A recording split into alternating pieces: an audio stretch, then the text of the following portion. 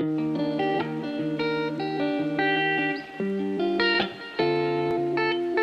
story of Star Wars is generally a tale of good versus evil, filled with characters that solidify their stance in the matter through the actions they take on their respective journeys.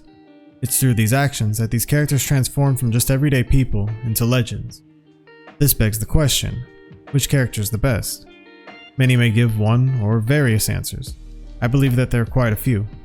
My goal in this series is to intensely analyze the characters I believe fit this mold and to make a case for them as the greatest Star Wars character of all time. The character I want to look at today is Han Solo. One of the most interesting characters from the moment audiences are introduced to him, and the arc that his character experiences is just as compelling. In this video, I want to go over Han's development and the defining moments that transition him from being a selfish smuggler into a heroic general of the rebellion. Han's character traits and qualities, both the good and bad, at the start of A New Hope are what directly paved the way for his character to learn and grow. Starting with the most obvious, he's selfish, and the movie makes sure you know it, with a focus on money being the driving factor for most of his decisions. 17,000. Those guys must really be desperate. This could really save my neck. Rich. No reward is worth this. Look, I ain't in this for your revolution, and I'm not in it for you, Princess. I expect to be well paid. I'm in it for the money. He wants all the praise when things go well. Don't everybody thank me at once. And if that wasn't enough, his name is literally Solo. While he is also confident, which gives him the potential to be a great decision maker, he tends to lean into the territory of arrogant, as he places an abundance of faith in his own abilities. This also leads to a stubborn nature, as he hates being told what to do, or the thought of others thinking he's wrong. Why didn't you outrun him? I thought you said this thing was fast. Watch your mouth, kid. You're gonna find yourself floating home. So he normally sticks to his guns. Han is in every sense of the word a realist, as he takes things for what they are and not what they can be, which is why he immediately rejects the idea of the Force and dismisses it as luck. It's clear that his experience with the galaxy has been rough and has made him cynical, and the idea of anything like the Force would completely shatter his views. It's all a lot of simple tricks and nonsense. Even with all these seemingly negative qualities, it's his wit and charm that are some of the more redeeming character traits. The fact that he always has a quick-witted response to get out of any challenging situation and can do it with a smile makes him all the more engaging to audiences. Here's where the fun begins. From first impressions in A New Hope, Luke, and in turn the audience, is hesitant to trust Han. This sets each of the characters up perfectly as the other's foil. Where Luke is selfless and idealistic, Han is selfish and realistic. George Lucas even goes as far to highlight the differences in these characters by their clothing. Where Luke is wearing farmer's robes, which signify his humbling lifestyle, and his lack of experience in the world outside of home, which emphasizes his naivety. Han sports studs reminiscent to a cowboy, which shows that his hard work and success has come in the form of having to get by any means necessary, working outside the law and accepting the world as it is. Not to mention the fact that typically the heroes wear white and the villains black. Lucas purposefully has Han wearing both colors to emphasize his lack of allegiance to either side, and the inner conflict that he possesses. He is shown to be confident and have a laid-back attitude, but as the movie progresses, he's shown to have more depth than in his introduction. Episode 4 is regarded by many to be one of the great examples of a hero's tale, which is fitting as much of the structure of the story was directly inspired by the works of mythologist Joseph Campbell.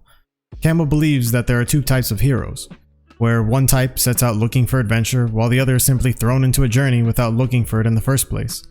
Luke and Han respectively embody these categories, and which in turn give them paralleling journeys. As mentioned earlier, Han only joins the crew on their mission as a means to benefit himself in the form of money, whereas Luke makes the active choice to do what he feels is right.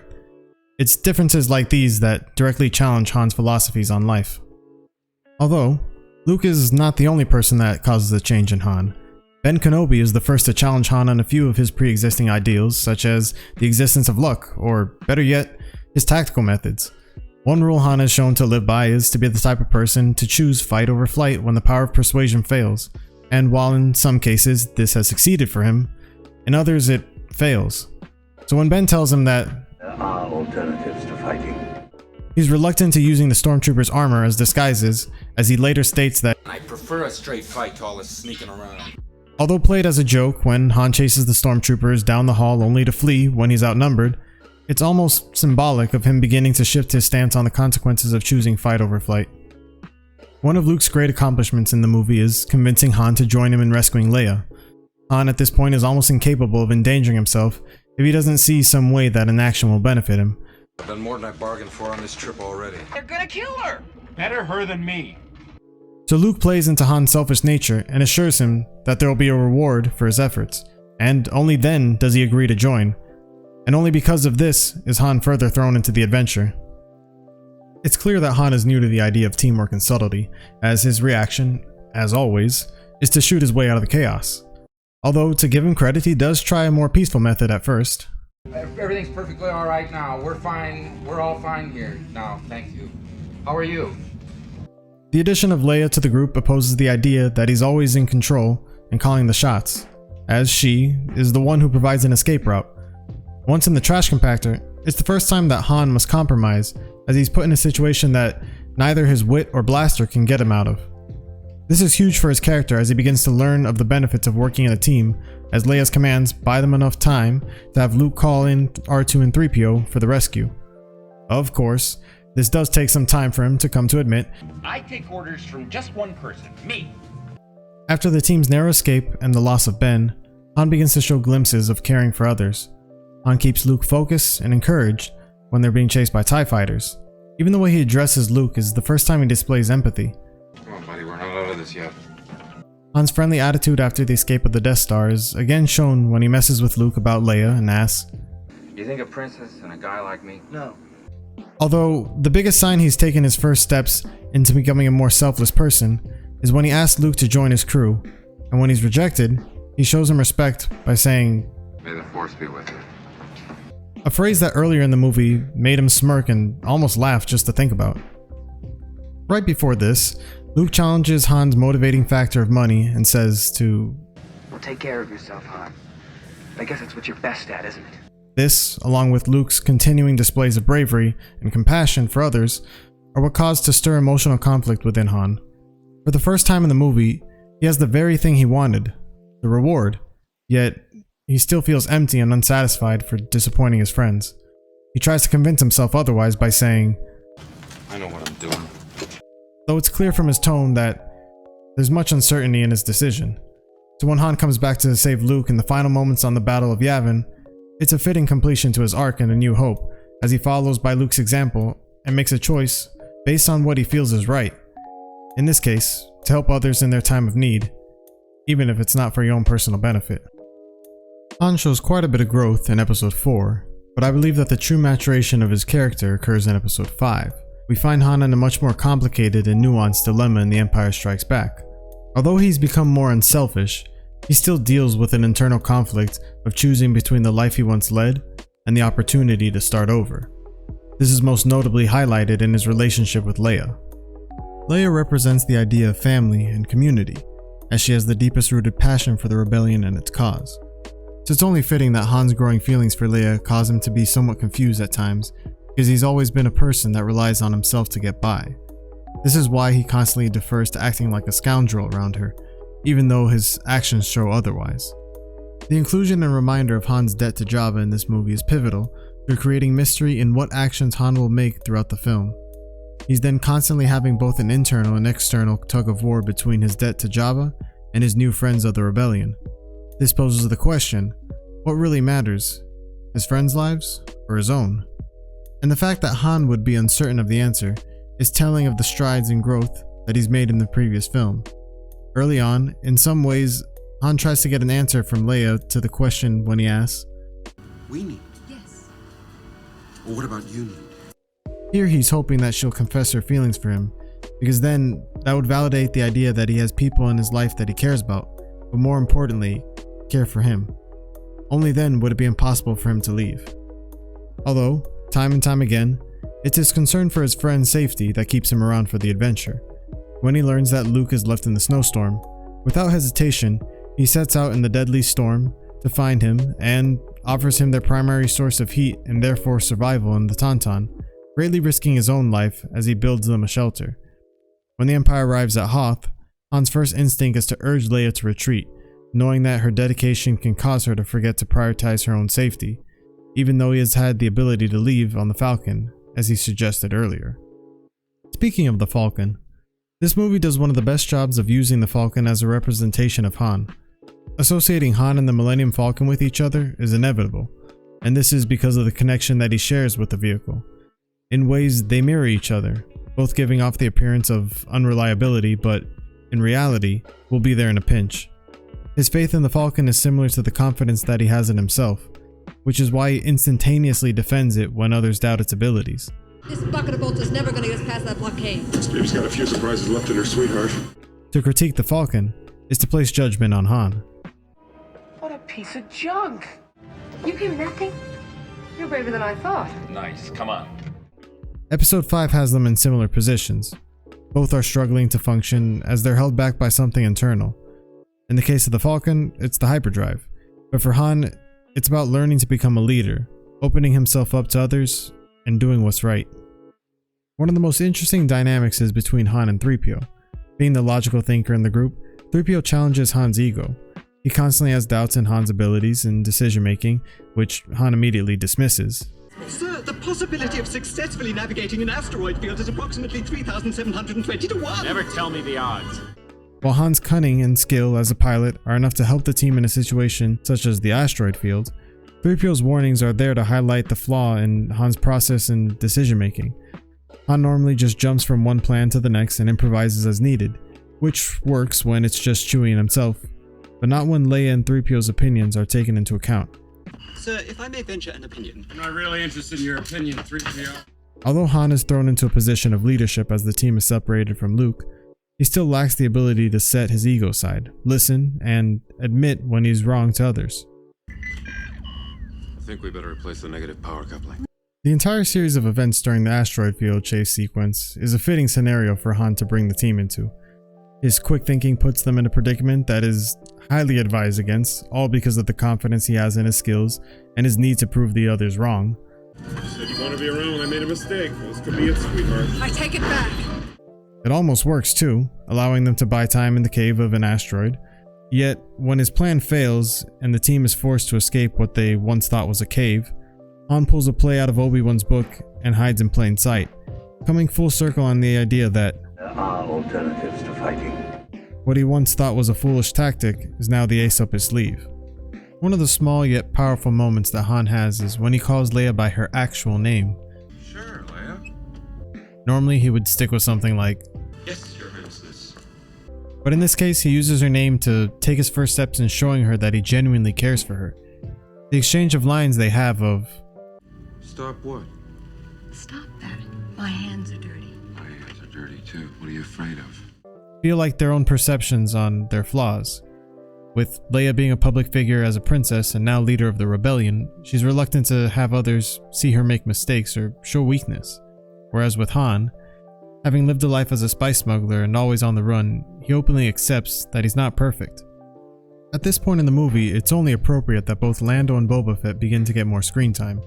These two characters represent versions of what Han used to be and what he could become.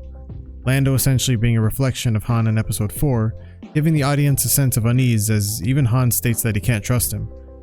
Then when you meet Lando, some of the tension is released as there's a sense of familiarity in his confidence and charm. It's because of their similarity that Han is willing to give him a chance as Luke and Leia once did for him. As for Boba Fett, he represents what Han undoubtedly would have become if he didn't find a family in Luke and Leia. Boba Fett is mysterious, cold, calculating, selfish, unforgiving, and most of all, alone. This would be qualities Han would be left with if he hadn't answered his call to action and returned to save Luke on the Battle of Yavin. In proper fashion, his fate is then placed in these two characters' hands. Even with all the signs pointing to Lando being an untrustworthy person, Han continues to place his faith in him. It's apparent that he regrets the action, but it's also clear that he instinctively does what he can to protect the team at every turn. On an emotional level, he constantly reassures everyone that There's nothing to worry about. We go way back, Lando. Who's worried? and that He is my friend. in an attempt to put the team at ease. Han displays maturity as a leader by going out of his way to protect the one person that gets on his nerves the most, in 3PO, by refusing Lando's help to repair him. Fully understanding that the second he shows signs of second-guessing himself would be their demise. When Lando's betrayal is fully realized, the odds are stacked against Han as he's trapped in a room with one of the most powerful and dangerous beings in the galaxy. This sets the stage for Han to make a defining choice of fight or flight. Where in the past Han would use these tactics to escape his problems and delay the inevitable, this time he chooses to face his problems head on, accepting the consequences, knowing it's the best chance to save his friends. It's in this moment that Han's true nature is realized. Prior to this, he would portray himself as a materialistic person, without a care for anyone besides himself. But it's through the experiences he obtained fighting alongside Luke and Leia that awoke a passion within him that he didn't know he possessed. The ability to care for others. This in turn grants him a sense of purpose. In The Power of Myth, Joseph Campbell argues that it's suffering that evokes the humanity of the heart, meaning Han's fear of possibly losing all of his friends is what caused this awakening. In Han's eyes, Vader represents only pain, death, and destruction for his friends. Vader is the man who murdered Luke's father figure, was seconds away from killing Luke himself, and was responsible for the demise of Leia's home planet in Alderaan. It's fitting that his true nature would reveal itself, not as he came face to face with his own greatest enemy in Boba Fett, rather the antagonist of his friends, Darth Vader. Although Han is easily stopped as he's woefully outmatched, there's a sense of victory due to his bravery and dedication to his friends. Even after being bested and tortured, Han is willing to stand his ground and fight for what he believes in. The line, "Yeah, you're a real hero," symbolizes the poetic nature of Han's role being reversed, where now he's in Luke's position, disappointed by the actions of a man he trusted. When Han is brought to the carbon freezing chamber, he's given a final opportunity to show the progress he's made as a character from a man who was self-interested to one that's selfless. As a final act, he tells Chewie, "The princess, you have to take care of her." This command further solidifies his altruistic attitude. Rather than attempt to escape with the help of Chewie, Han gives him the responsibility of protecting the person he cares most about. In many ways, Chewie has been a protector of Han's, always loyal to him, at his side, and ready to help Han get out of any mess. And in some ways, Chewie represents what Han would become, a man with a big heart and an unwavering allegiance to his friends. So when Han asks one final task of Chewie, the significance is understood by all. To protect Leia is to preserve the embodiment of his newfound purpose in life, to care about someone other than himself. Through her own actions, Leia teaches Han to believe in a cause that was greater than himself, and Han teaches Leia to be more vulnerable and open with her emotions. So when Leia confesses her love and Han replies, "I know," the moment feels just right. By Campbell's definition, Han in this moment has become a hero, as he has done the hero act of sacrificing himself for another. It's also noteworthy that Han is lowered into the carbon freezing chamber, symbolic of entering hell, a callback to earlier in the film. Then I'll see you in hell. The fact that he's frozen is also an interesting choice for a man that was always on the move, defined by his actions that always propelled him forward. It's in this moment that Han undergoes what Campbell outlines as a hero's exile from society. This can be either physical or spiritual. In the case of Han, it's both, with the former having him frozen in a carbon statue, and the latter to be seen in episode 6 as he emerges a changed man. The same way that his freezing signifies the death of the man he once was, his rise is the birth of a man greater than he ever imagined he was capable of. The movie ends on a somber note, in part to Luke's conflict upon discovering a horrific truth, but the core of this sadness is the loss of a friend, one whose sacrifice meant the guaranteed safety of others. In turn, Han became the inspiring figure that Luke once was on the Battle of Yavin, as his friends work together to fight for what they believe in, no matter the odds. In episode 6, audiences are treated to seeing Han's character come full circle, as he uses the lessons he's learned from the mistakes that he's made to guide his journey, allowing him to be the best version of himself.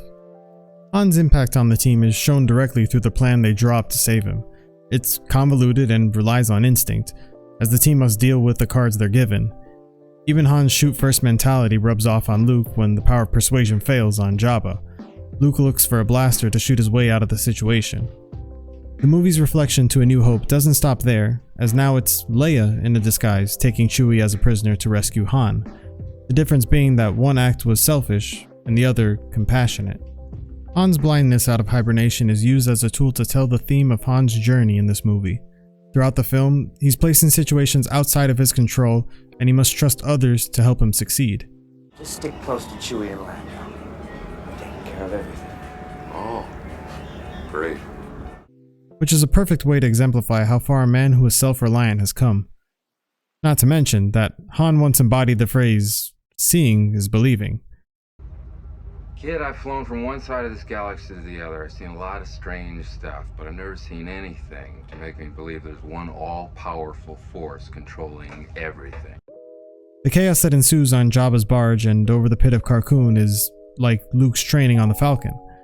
Only this time, Han is able to defeat Boba Fett and save Lando with what seems less like the Force and more just plain luck. In my experience, there's no such thing as luck. Okay, we get it, Obi-Wan. Also to note, Han helps Lando, the man who betrayed him, without hesitation, and for the first time tells Luke, Now I owe you one. these actions display Han's ability to forgive and to be grateful for those around him. Rather than Luke, Han is the first to volunteer for the position of general. Not volunteering anyone else on the team also shows strides in maturity as well. For the first time, the others join him not by circumstance, but because he's a leader worth following. Also, Han letting Lando use the Falcon is the ultimate sign of his trust in others, as the ship is as much a part of him as anything else he owns. It also shows that he's not defined by his possession, as he's willing to let go of it for the greater good. His fear of the change, though, is magnified by the statement, Yeah, I just got a funny feeling, like I'm not gonna see her again. but he goes through with it because he realizes that his actions, not the ship, are going to save the day. This also gives Lando the opportunity at a second chance, to redeem himself and make his friends proud, as Han once did for Luke. As the team embarks on their mission to Endor, it's clear that Han has transformed from a realist to an optimist. Come on, let's keep a little optimism. He accepts all aspects of the responsibilities of being a leader, including keeping team morale high, although some things never change. Quietly. There might be more of them out there. Hey, it's me. As he's quick to come up with a plan that isn't always foolproof. He can still be hot-headed, like when the Ewoks have the team surrounded and he loses his patience with 3PO. Then for the first time, Han is placed in a position where he has to rely on 3PO, the member of the group he has shown the least amount of respect towards, to get them out of this situation. As this, for Han, is the ultimate test of patience. Wonderful. We are now a part of the tribe. Just what I always wanted. Although played off like a joke, it's the very thing he's been searching for, to be part of a family. Quickest way to the shield generator. Good, how far is it? Ask. Ground naked. We need some fresh supplies, too. Chioto, but Try and get our weapons back. Uma Frida. Hurry up, will ya? I haven't got all day. Another joke, but Han is taking initiative to make sure they're prepared for the fight to come. Not only does he make sure that they're physically prepared, but emotionally as well. This is highlighted when he chooses to console Leia rather than abandon her in her time of need. The Battle of Endor does a great job of accentuating all of Han's improvements as a character. Then we'll do it real quiet-like. His growth and maturity compared to... I prefer a straight fight to all this sneaking around. Overall, Han is now the focal point of the rebellion's success, whereas prior, he was a wild card. He's grown into a person that others like Luke and Lando can count on to pull through. And once again, we're reminded that with love comes protection. And this time, it's Leia that protects Han as he confesses his love to her, as she once did to him.